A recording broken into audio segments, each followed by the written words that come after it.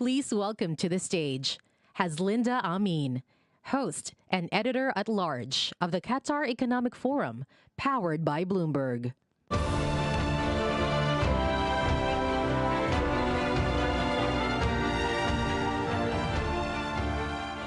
Thank you. Welcome back. I hope you had some coffee. Well, a major shift in the existing global economic order is emerging. In a world defined by resource battles, assertive economic stagecraft, and demand for resilient and geopolitically neutral trade partners, the economic nexus between the Gulf, India, and Southeast Asia is rising in importance.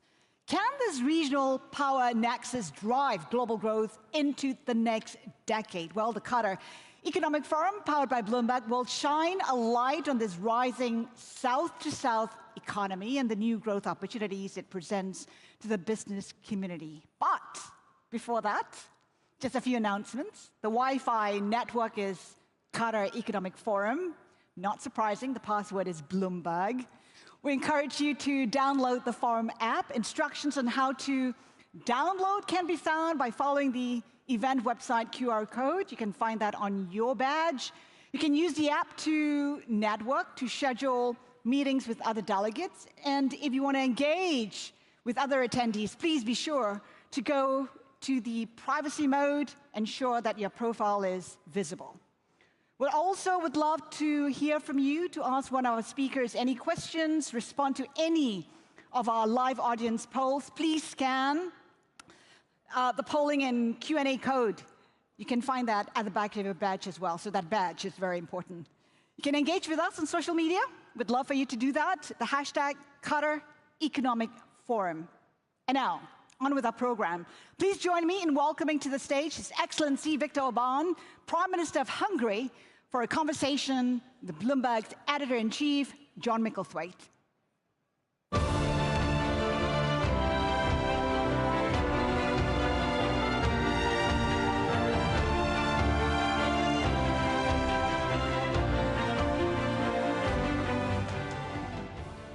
Viktor Orbán, Prime Minister of Hungary and Europe's longest-serving Premier. We just talked, you have done 17 years. Thank you for talking to us. I know that you have just signed a deal with Qatar, and we're going to come back to that. But can we begin with the other reason why your country is in the news, Ukraine? The basic issue with Ukraine, it's a sovereign country that was invaded by Russia. Just as you might say, Hungary was invaded by the Soviet Union back in 1956. I just watched a video last night. Your great heroes were people like Margaret Thatcher and Ronald Reagan and John Paul II, who supported Hungary during that. Yesterday, your foreign minister said you would block the aid that the European Union wants to give to Ukraine at this particular time. And I wonder how you, a country that is, you have been invaded by Russia, you know what that is like, why you do that? First of all, thank you very much for the possibility to have that conversation. One small additional remark. 17 years in power and 16 years in opposition. That's equally important.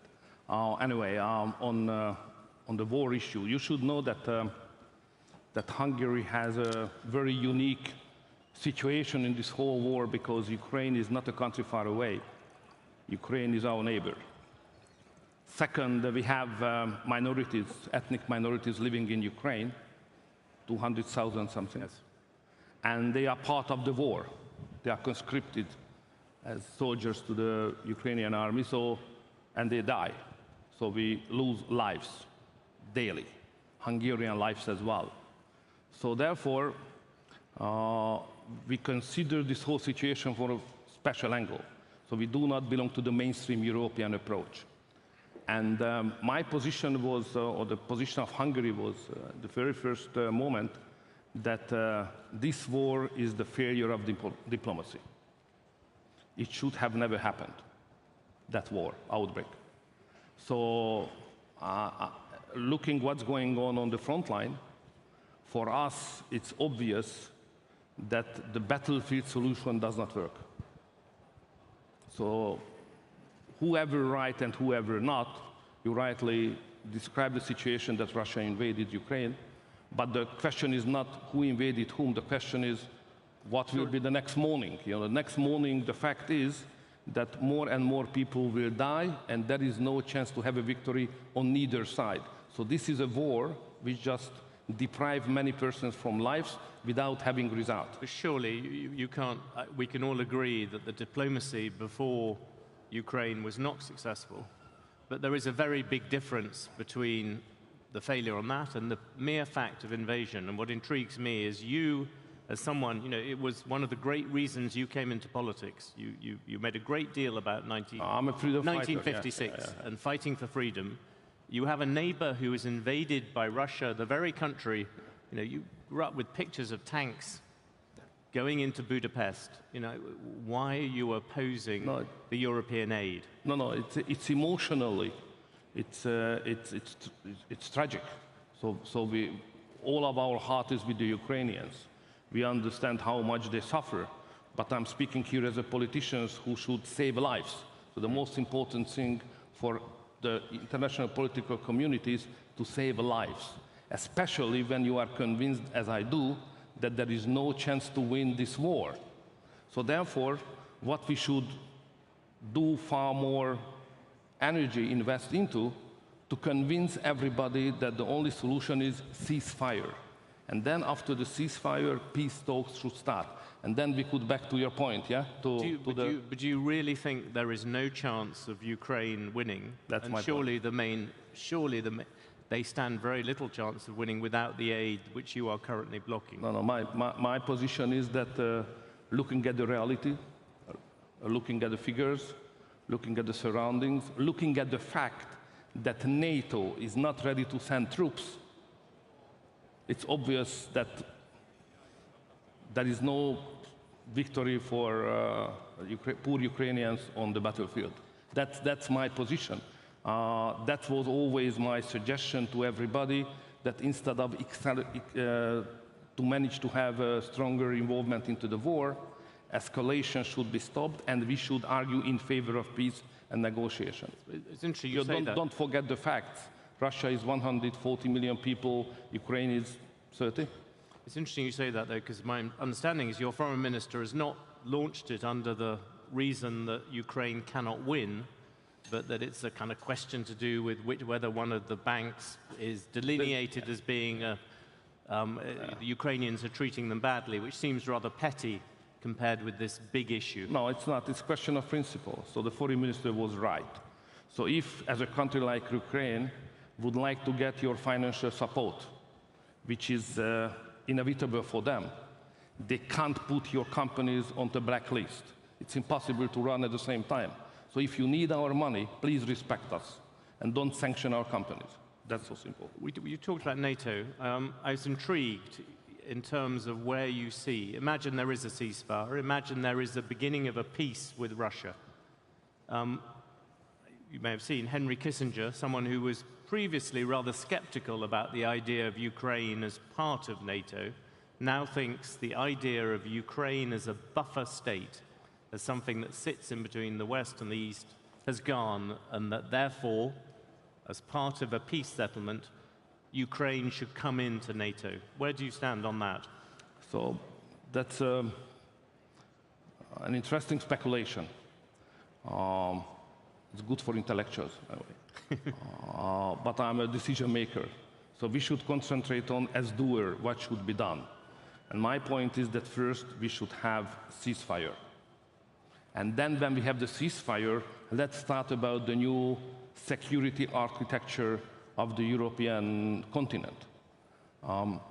My point is that the only peace talk and peace agreements could close this whole conflict if it is between Russia and the United States. So what is at the stake? Of course, Ukraine is very important, but in longer term, strategically thinking, what is at the stake is the future security of Europe. And it's obvious that without United States, there is no security architecture for Europe. And now the war cannot be stopped only if the Russians can make an agreement with the United States. As a European, I'm not happy with that anyway, but this is the only way out.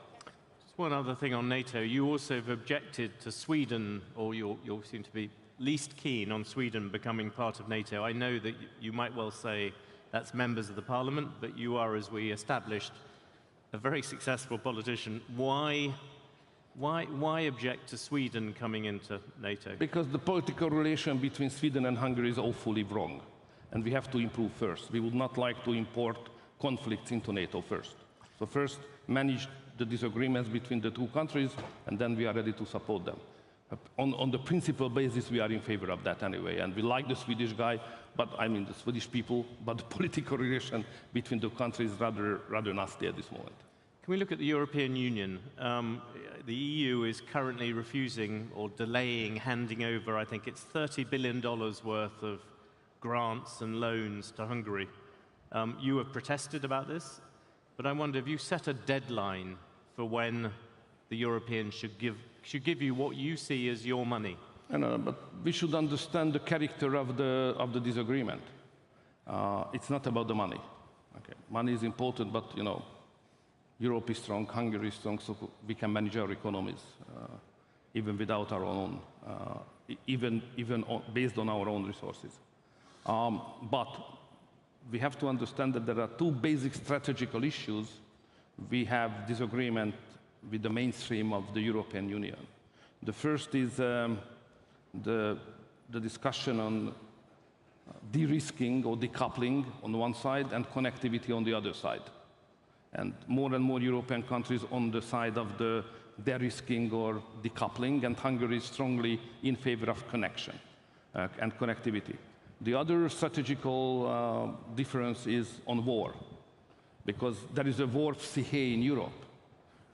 The mainstream and the majority think that they can win the war and there is a battlefield solution. Hungary disagree with that. So these are the main two strategical differences. And the whole involvement of financial issue and financing questions, just the consequence of the two strategically different approaches. It just struck me, those are very big differences. You look back also at all your other difficulties with the European Union. From somebody who comes from Britain, it does feel a bit like the run-up to Brexit. Many of your heroes, Roger Scruton, we were talking about it earlier, your favorite teacher, backed Brexit. You feel like an inherent Brexiteer. No. Why does Hungary remain in the European Union, given your differences? No, it's very simple. The answer, 85% of our export is going to European Union market. We are not as strong and powerful and mighty as the British are in terms of security and financial, you know, the perhaps situation is foolish, you know. Probably, but now it's not the program anyway. You know, in the European Union we have one basic difficulty, and this is the question of leadership. In the European Union, there is a very much intellectual approach to the question of leadership. And they think that leadership means that we are led by institutions, and the job of the politicians to operate properly the institutions, which is a nice idea anyway, when everything is going well. But when there are difficulties, it does not work. Institutions are not helpful. We need leaders, human beings, who make decisions, take the responsibility, and so on and so on. So now we are living in difficult times, and European Union does not have that kind of leadership. But British leaders spent years complaining about the bureaucracy of Brussels, the blob, as some people called it. Surely you're in the same position as that. Yeah, the bubble is awful, yeah, in Brussels, in fact. So it's the whole life of European Union is over-bureaucratized and over-centralized, no question of that. You mentioned decoupling, and I've seen you've done a number of deals with China, and I'm going to try and generalize for the audience. You know, you have tried to take slightly the same attitude with China as you have done with Russia, that rather than being part of the Western side, you want to be one of the leaders of the rest. You want to be one of the people who is trying to link China and the West. No, is that a reasonable way to look at it? No, we don't have that ambition. The reason is that connectivity is a good thing. We have 10 million people. The export is 80–85% of our GDP, so we are a very open country, and we need commercial and trade and political connections. So we believe connectivity. So China is a huge opportunity. Why we should miss it? I suppose many people would argue because China could be the long-term opponent of the West. Or partner. Or partner. It's our decision. That may be, very quickly, that may be an area on which you disagree with Donald Trump, for instance. Probably. Let's wait him come back and discuss it. We'll come back to American politics at the end. I wonder if the applause is for the idea of Donald Trump coming back or for the idea of him not coming back. Understandably. Yesterday, to come to what you're doing here, you signed an energy deal with Qatar for the purchase of gas, and you said it's always better to stand on several legs than just one leg, which was presumably a reference to Hungary's reliance on Russia for gas. Can you give us any idea about what will come as part of that deal? How much gas will you get from Qatar? The negotiations are still going on, first of all. Second, Hungary is a landlocked country, which means that we cannot neglect the energy coming from Russia by pipelines. So half of the Hungarian needs of energy are coming from Russia, long-term contracts. And the other half, we have to find other partners. So we are looking for partners all around the world, and Qatar is a potential partner for us. But you know, everybody's queuing at the door of the Qataris, so it's not easy to get there and to sign a deal. But even if we are able to do so, it could start not earlier in 26, because till then the Qataris are fully occupied by. So we hope that we can cooperate. Qatar is a country which we respect very much. Without them, Europe would have been in trouble last year. And we try to build up a more strategic cooperation with them, not just energy, but at the same time agriculture, IT,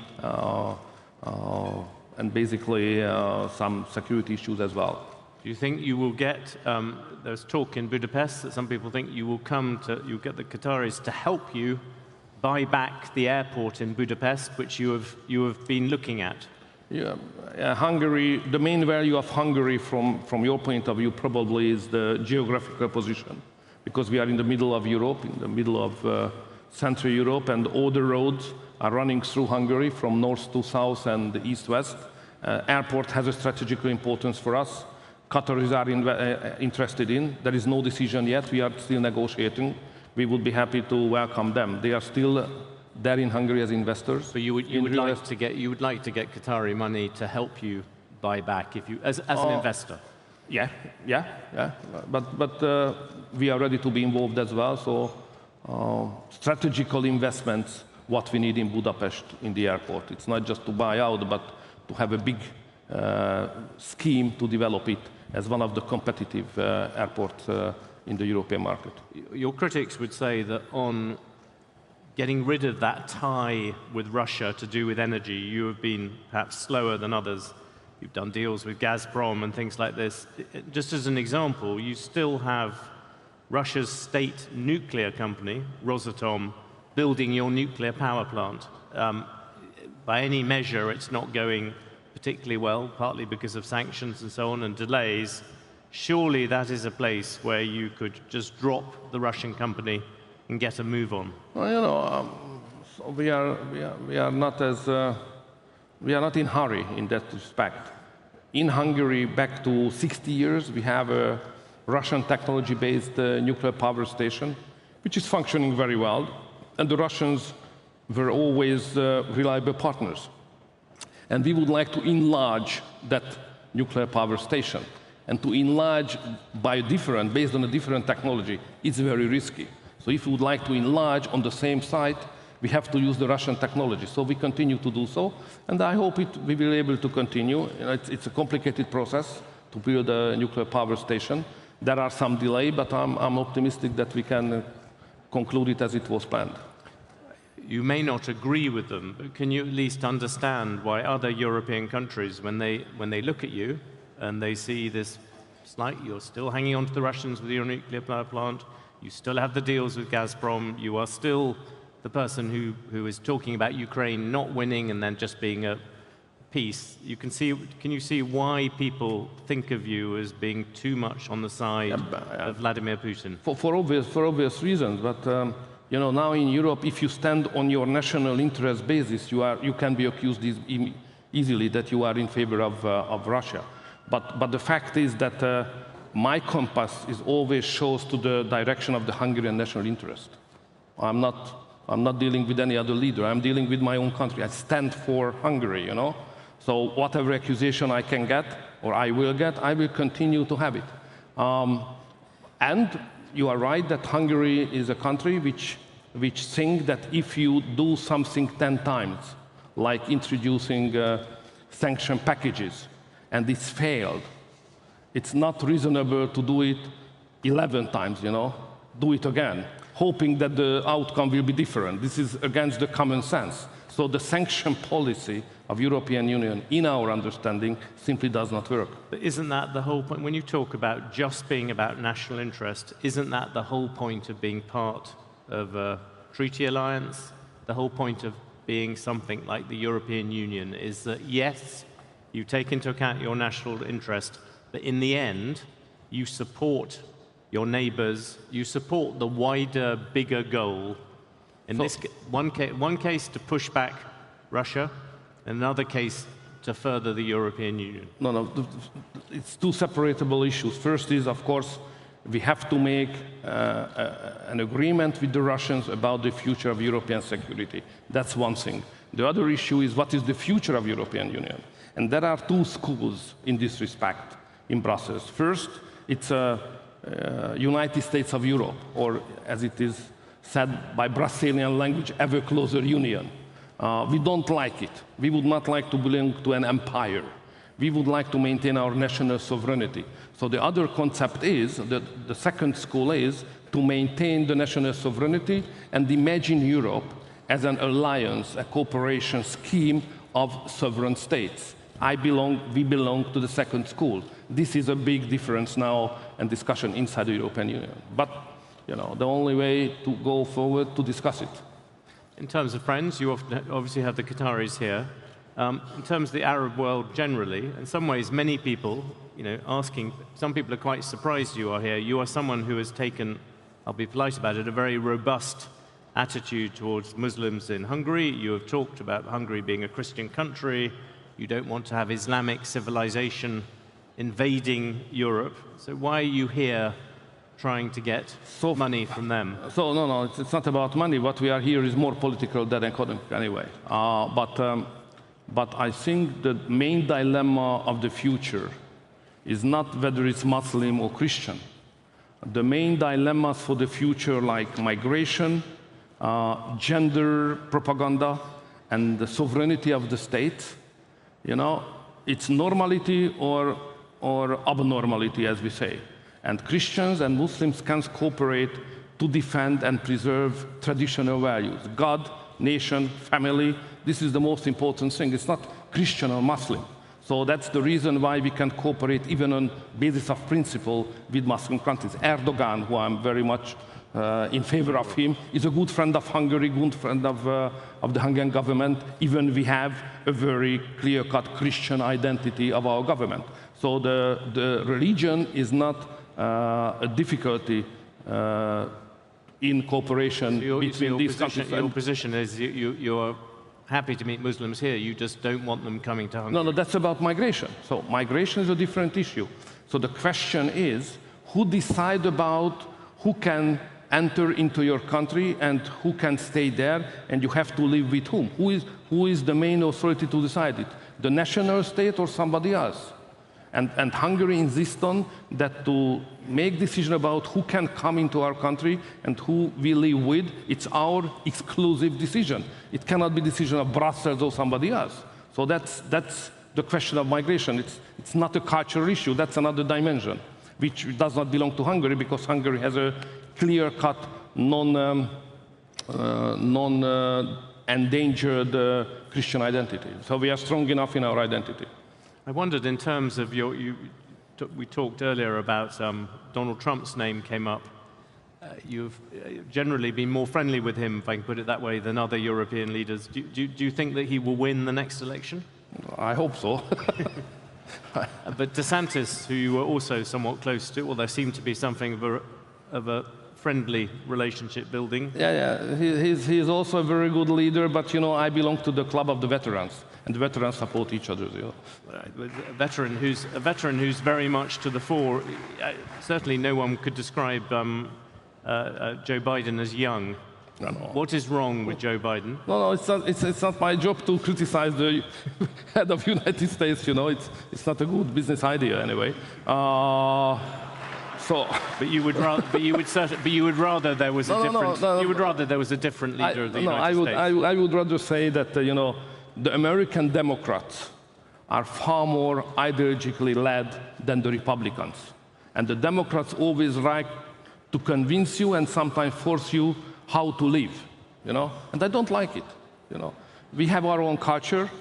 The culture defines how we live. Don't interfere, please. Don't educate us. Don't say what is good, what is bad, what is liberal. You know, we don't like that. It's not your job. But it's not the job of the Americans and any other nation. It's the Hungarian job. That's so simple. But Donald Trump understands it. That's important.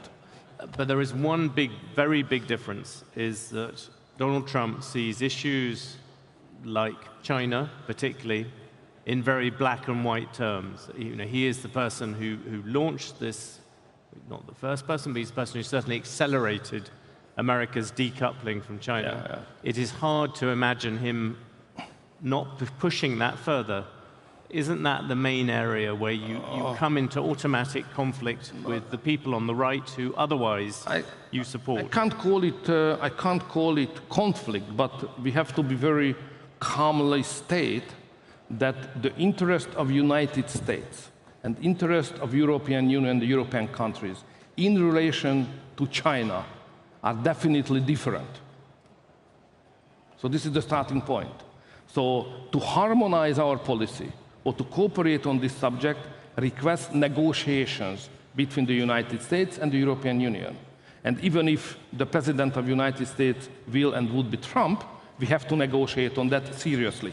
It's a complicated, difficult subject, but I think Europe should stand on its own interest in relation to China. And do you see any sign of a change in the European leadership towards people who would be more sympathetic to your point of view? At the moment, you are somewhat short of immediate allies in Europe, if I can put it that way, inside the European Union. Time can help. What about in terms of time? Not so many now, but time can help. In terms of time, yourself, you have served as your country's leader for a very long time. Do you have some internal date when you might move on? It will decide my wife. You know, so it's a democratic vote. A democratic vote at home. You know, that's the reason why basically we are here. You know, because I was first time elected as prime minister in '98. So I started to cooperate with the Qatari government anyway in '99, when the first time the Qatari foreign minister visited Hungary. So our relation to Qatar, okay, economy is important, but it's not exclusively economic. Money is important, but investment is important. But our cooperation is more political than economic one. Going back, you know, personal relationship counts, personal loyalty counts, leadership relationship counts. So that's the reason why we have that kind of privileged relationship between Qatar and Hungary back to 1990 when I met the Father Emir and that time foreign minister. The video I saw of you, you also talked about going to see Margaret Thatcher then, as going to see in those times. And I wonder, I just put it to you again, you know, the Viktor Orban who first emerged, you know, for whom the Russians invading Hungary was a changing point. Obviously, you know, you only heard about it, but you stood up for all. You thought that Hungary had been betrayed by people during that? No, I was the first leader in Central Europe who publicly requested the withdrawal of the Soviet troops from the Central European countries. It's true. But that Viktor Orban, you know, who emerged somebody who many people on the right, many people throughout Europe saw as a natural partner, somebody who could be part of that bigger, wider picture, that you have gone in. The new Viktor Orban is a very different creature. No, but you are speaking on Ukrainian war again, yeah? Yes. Save Ukraine as much as we can. And the only good thing what we can do for the Ukrainian people to have ceasefire and peace and save lives. That's Viktor Orban's position. Has your overall political philosophy changed? No, it's not about philosophy, it's about the war. Yes. And losing human lives daily. Stop it. Viktor Orbán, thank you very much for talking to us and talking to the Qatar Economic Forum. Prime Minister Orbán, thank you. Thank you. Thank you.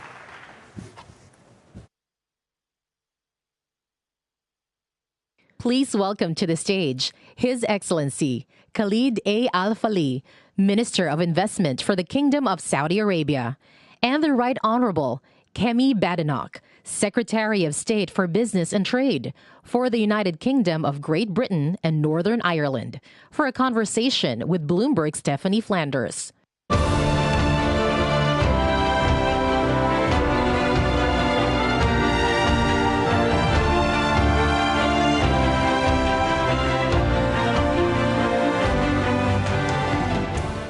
Well, thank you for being here, for listening to this conversation about re-engineering globalization. The world is changing. What was cheap is now expensive. Food, energy, the price of money have all gone up relative to that first era of globalization that most of us have lived through since the early 90s. And with that has come an overturning of a lot of the assumptions that that era was based on. Maybe it's not deglobalization. Maybe it's not even decoupling, though we will probably talk about that. But it's certainly a rethink, a